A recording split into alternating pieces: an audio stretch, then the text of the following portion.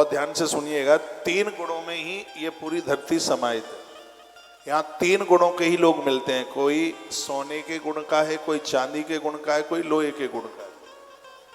सोना यानी सतोगुण, बहुत ध्यान से सुनिए, सोना सतोगुण। हर नारी के पास में सोना, पति पत्नी के ऋण से मुक्त हो जाता है जब उसको 2 चीजें वो प्रदान कर देता है। बहुत ध्यान से सुने, एक तो कोई अलंकार आभूषण और एक उसको संतान।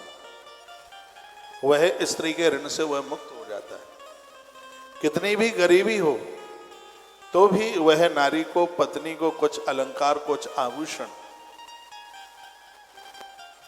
वो बना करके दे। पति के द्वारा उसको स्वर्ण, सोना, एक ऐसा सोना है जो हवा में पवित्र हो जाता है, शुद्ध हो जाता है। सतोगुण की इसकी प्रवृत्ति है। सोने को सतोगुण में लिया गया है। 3 ही गुण के लोग होते हैं, या सतोगुणी होंगे, या तमोगुणी होंगे, या रजोगुणी होंगे। चांदी रजोगुणी में, रजोगुण में चांदी को लिया जाता है और लोहे को तमोगुण में लिया जाता है। तो 3 ही गुण में यह दुनिया बसी हुई है, सतोगुणी, रजोगुणी और तमोगुणी। जो दूसरों के लिए परहित परमार्थ के लिए जीवन जी रहे हैं, उन लोगों के अंदर सतोगुणी प्रवृत्ति होती है। जो अपने लिए और अपने बच्चों के लिए जिंदगी जी रहे हैं, वो रजोगुणी लोग होते हैं। जो लोगों को कष्ट दे रहे हैं, लोगों को दुखित कर रहे हैं, लोगों को दुखी कर रहे हैं, वो लोग तमोगुणी प्रवृत्ति के लोग होते हैं। खान पान का हमारे इन गुणों के ऊपर बहुत बड़ा प्रभाव पड़ता है। इसलिए हमारे आचार्य संत कहते हैं, महापुरुष कहते हैं, वो चीजें कभी भी मत खाना जिनका भोग भगवान को नहीं लगता। वही चीज खाइए। भगवान लहसुन खाते हैं तो लहसुन खाइए, भगवान प्याज खाते हैं तो प्याज खाइए। यदि वो नहीं खाते हैं और आप भगवान के भगत हैं तो ये सब चीजें छोड़ देना। आप में ऐसे भी लोग बैठे हैं जो किसी न किसी गुरु के शिष्य होंगे, किसी न किसी गुरु के भक्त हों। खाली मंत्र लेने से कोई शिष्य नहीं बन जाता। गुरु का अर्थ है जो शिष्य का गौरव बढ़ाए, और शिष्य का अर्थ है जो गुरुदेव के अनुशासन में रहे।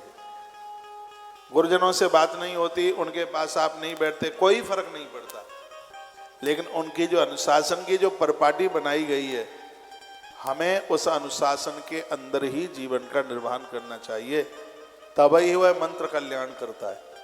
बहुत लोग तो दीक्षा लेने के बाद भी बोतल पीते रहते हैं।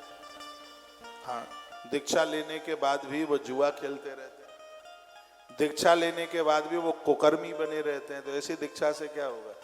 फिर कहते हैं हमें शांति नहीं है, गुरुजी मिले हैं उनसे तो कोई फायदा ही नहीं मिला, गुरुजी क्या करेंगे? हमें गुरुजनों के अनुशासन में रह करके जीवन का निर्वहन करना चाहिए, तभी मुक्ति है, तभी आत्म कल्याण है, तभी आत्मोद्धार है। ऐसी चीजें स्वीकार करें ही नहीं आप परम वैष्णव हैं तो, जिन चीजों का भोग भगवान को नहीं लगता। लहसुन बुरा नहीं है, जमीन में पैदा होता है, प्याज जमीन में पैदा होती है। इसको निषेध इसलिए कहा गया क्योंकि इनकी प्रवृत्ति है वो तमोगुणी है।